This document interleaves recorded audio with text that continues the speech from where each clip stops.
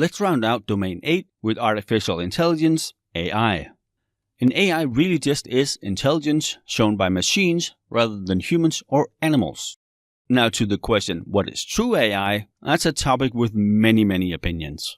A lot of times when we have a definition or people have a definition of what true AI is, when we reach that, then we change the definition a little. In my mind, we're not there yet. What I do think we have is very highly simulated intelligence. That being said, IBM and Google are getting closer. And what is going on inside some of the AI is pretty creepy.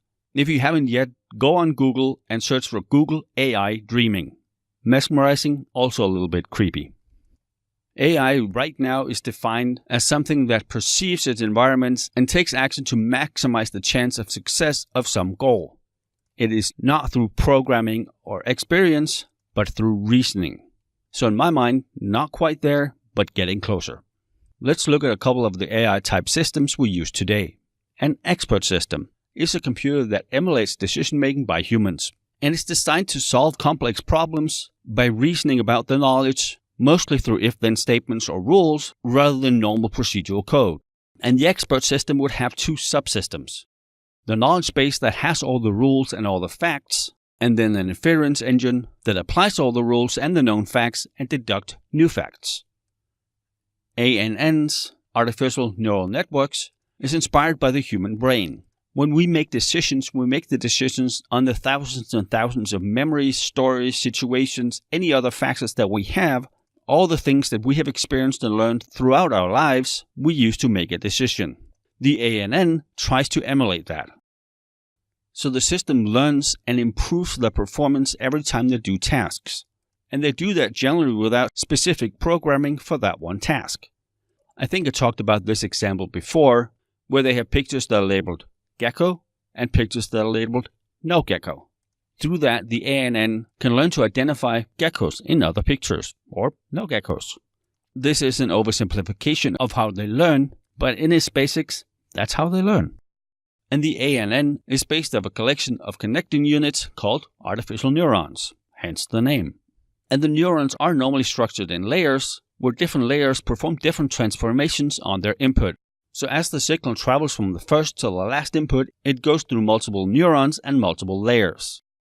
And then finally we have genetic programming, or GP. With GP, each program is encoded with a set of genes or instructions that are then modified as the programming involved using an evolutionary algorithm. That would most often be a GA or genetic algorithm. And the result of this are computer programs that are able to perform well in one predefined task. It gets evaluated on how well it does that one task, and then it might either get retired or it might be evolved, meaning the genes or the code is modified. And as the genetic programming evolves the programs, they are traditionally represented in memory as tree structures, because they can easily be evaluated in a recursive manner. And every tree node has an operator function, and every terminal node has an operand, which means mathematical expressions are easier to evolve and evaluate. And since GP uses the tree structure, it favors the use of programming languages that lend themselves to it. This could be Lisp or other functional programming languages. And this is a very simplified version of how genetic programming would work. We start out with generating an initial population of random computer programs. Then we assign them a problem to solve. And then we look at how well they solve it. With that result, we create a new population of computer programs. Then we copy the best existing programs. We create new programs with mutations or crossovers. So the name kind of makes sense, right? Genetic programming. We take the traits from that one program that is best at solving that specific problem, and we evolve them. And a lot of what is happening in AI right now is just, let's see if it can do stuff.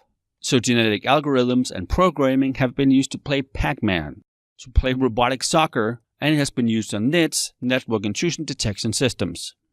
I think there are a ton of applications for AI, and the better it becomes, the more applications they can lend themselves to. So either it can do great things for humanity and help us progress, or maybe it's Skynet. Who knows?